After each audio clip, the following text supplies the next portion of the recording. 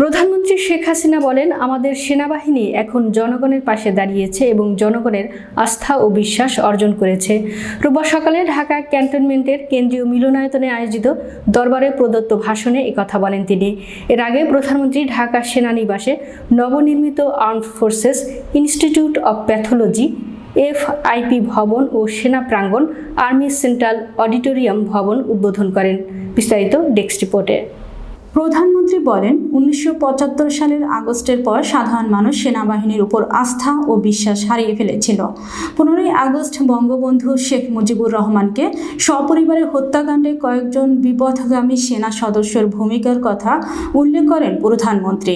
তিনি বলেন, 1996 সালে প্রথমবার ক্ষমতায় আসার পর থেকে সেনাবাহিনীর প্রতি জনগণের আস্থা ও বিশ্বাস ফিরিয়ে আনার পদক্ষেপ নিয়েছি। যে কোনো প্রতিকূল পরিস্থিতি সৃষ্টি হলে সেনাবাহিনীর জনগণের পাশে থাকবে।